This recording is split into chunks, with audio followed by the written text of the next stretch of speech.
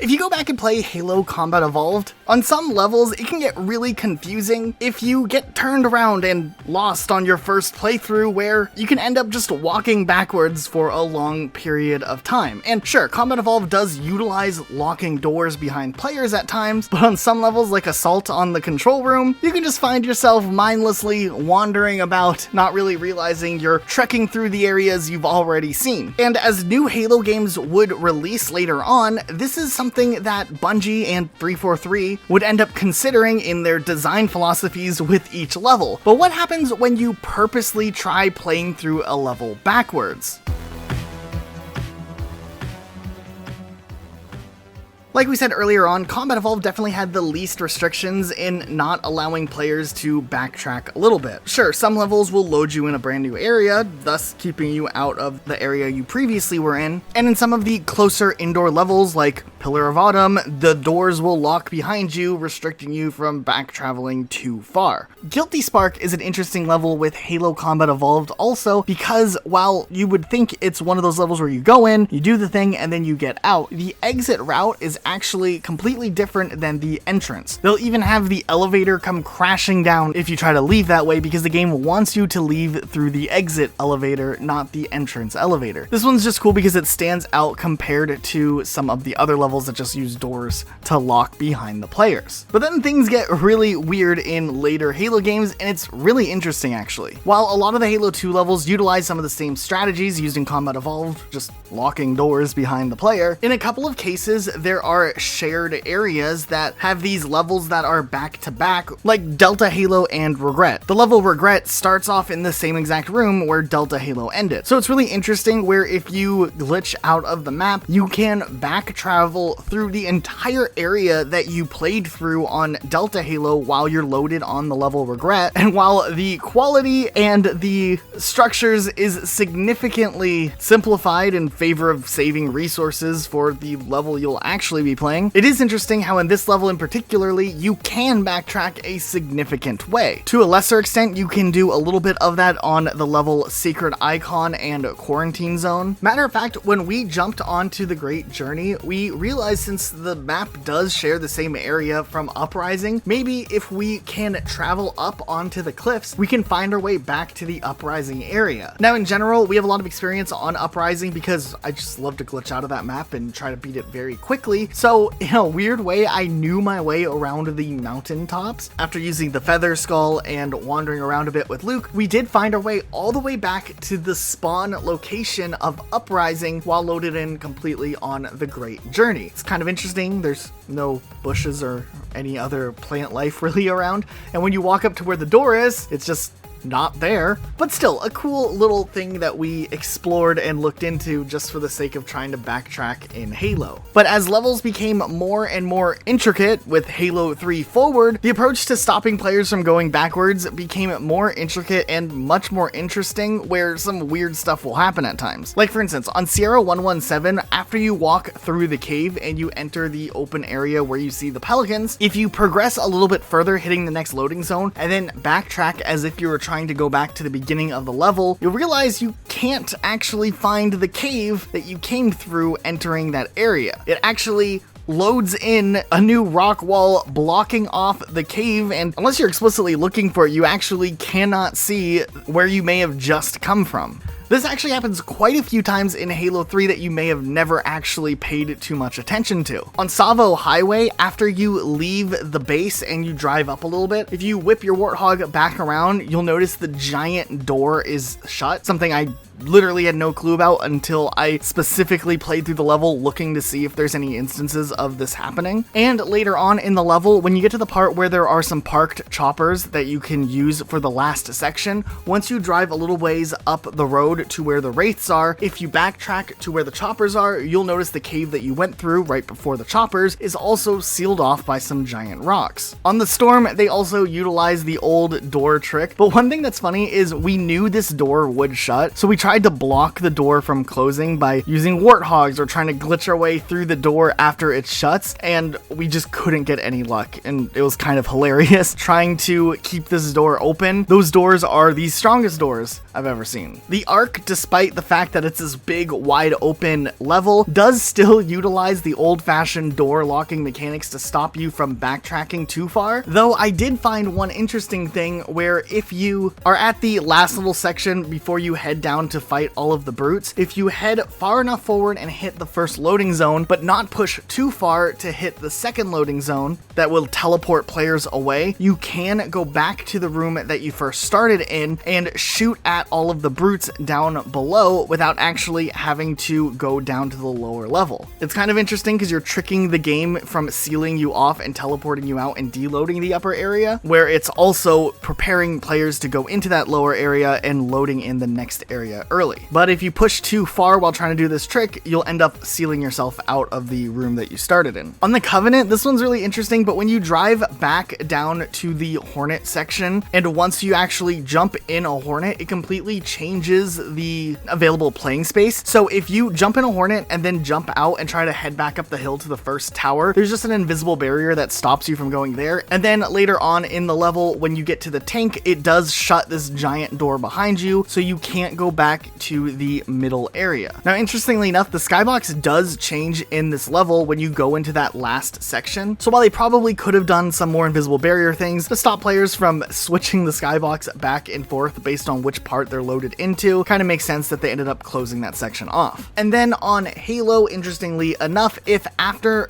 finishing off Guilty Spark, you come back out and try to head up to where the crashed Pelican is, there is no way to access that area, just a ton of ice blocking off that part of the level. But it was really interesting as a way to stop people from just heading up the wrong way, or possibly to preserve resources when trying to get things to load in the correct order. In Halo 3 ODST, there are some interesting things. Obviously, with the urban setting, they can just use doors as often as they want, and they do, closing off one section to load in the next section. Interestingly, if you're in co-op and you spread out too far, it can just rip you away from wherever you're at and pull you to your teammate if you are stretched out just a little bit too far, even if it's typically within the same range of where you think the game would let you get separated by, but it's likely to deload one area to load another area in before you start opening up doors. Uplift Reserve was one that I was really interested in just because it's an open level, but sure enough, this level also uses doors and closes the doors once you pass far enough ahead, hitting a loading sequence. One place where I was able to manipulate it a little bit was on the bridge when the orbital elevator falls.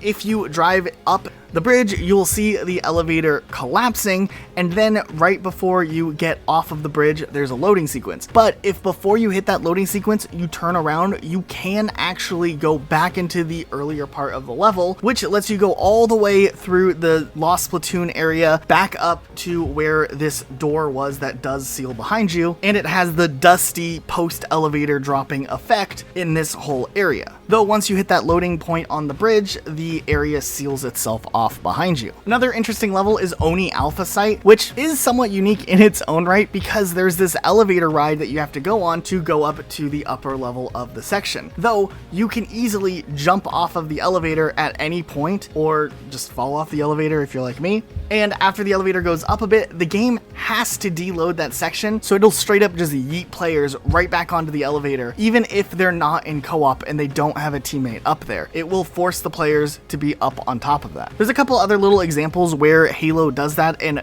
forces a teleport, even if it's not a co-op player teleport, but this one's definitely the easiest example of where this happens. This elevator stands out though because it's one of the only elevators you can just actively choose to get out of at any point, where in other games like Reach or Halo 3, it waits for all players to be in the elevator before it then starts moving. Another one that's really easy to test out and probably one you've experienced is on Coastal Highway, where in the final firefight section, if you try just to make your way up to the highway where you just were prior and where Dare is with Virgil, there's an invisible barrier there, which is kind of annoying because there's wraiths just shooting at you from up on the highway, and you would think you could easily just walk up there to take the wraiths out, but no, they decided they're just gonna steal you off and not let you go there. So invisible barriers there. We have been able to break through the barrier, which is really glitchy in itself and in its own right. I mean, you can just get slammed into a wall with some of the odd magnetism, which is really fun, but also kind of deadly, but an interesting area nonetheless. When going on to Halo Reach, Winter Contingency is interesting because it's one of those sections where it just picks you up in a Falcon and just flies you to a separate section of the level altogether, though with some glitching you can just fly yourself over there on your own. But it is kind of that same dynamic from Combat Evolved where you're being taken out of one area and into a different area as you're in the little server room at the end of the level. I did find it really interesting though, on Exodus, surprisingly, after making it up to the upper levels, you can actually backtrack all the way down to where the ODST jetpack bullfrog dudes were originally and still walk around that lower area despite it being a significant time earlier you were down there, though you can't re-access the elevators and make your way back to the beginning sections of the level. We were actually surprised to see that Halo Reach actually does use some of the same strategies from Halo 3, like blocking off cave entrances. We didn't think they did, but when we started looking into it for this video, for instance on Nightfall, the cave will completely be sealed off just shortly after passing through it. While this next one doesn't necessarily count in the classic sense, I did find it really interesting when loading in on the package, trying to go the opposite route up to where Sword Base was, as when you're originally on this level during the second level, you have the options after leaving Sword Base to go left or right. And on the package, you spawn in where you typically would be if you went left on Sword Base. So despite the fact that this whole area is flooded, likely to ice melting because of all of the destruction or something, or maybe it's high tide, I don't know what's going on. We tried to go the outer way back to Sword Base and just to see if we could parkour our way back over there. We made it further than we thought we would, that's for sure, as the soft kill barrier does expire and you can stand over in this area, but we couldn't find a way to get any further, so unfortunately we weren't getting too much luck going that way around, but still interesting to try a different way of navigating through this level by remembering what we did way earlier in the campaign. In Halo Reach on Pillar of Autumn, if you try to cross back over the bridge and just head the other way after doing the jump, there is an invisible barrier that will stop you from going all the way back up towards the beginning of the level. Then on the other hand, Halo 4 is just kind of interesting with its approach to some of these situations. On Infinity, we noticed this weird sound effect whenever we try to backtrack or head backwards on this level.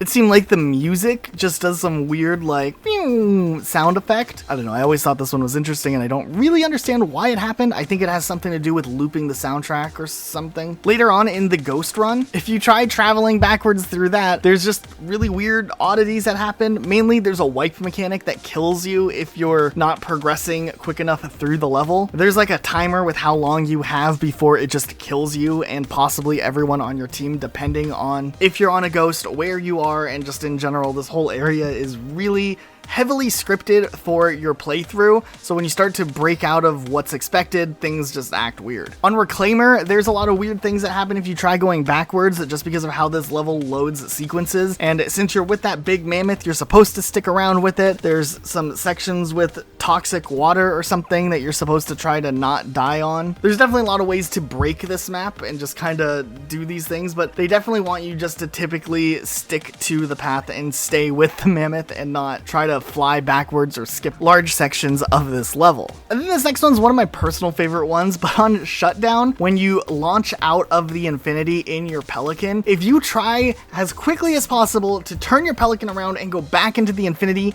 you can't. That Infinity just takes off at such a fast speed because you're not supposed to go back to it. I've tried jumping out and jetpacking back to the Infinity. I've tried whipping the Pelican around, and there's just no way that that's ever happening. But it is really interesting how the Infinity just yeets itself off after Master Chief literally is just seconds out of the Infinity. Then shifting to Halo 5, there are some interesting mechanics, but it seems like in general the main philosophy is to utilize doors to stop players from going backwards. We were playing on Blue Team and I tried to to run backwards through a door, and I actually saw through the door before the door actually ended up shutting, which was kind of an interesting visual glitch to get to see straight up. But these are just some of the really interesting things that happen whenever you're trying to play Halo backwards or try to go at a backwards pace, and the game just tries to restrict you the best that it can. Now sure, some levels throughout Halo, they're just like, hey, go for it, go backwards as far as we'll let you. But interestingly enough, a lot of these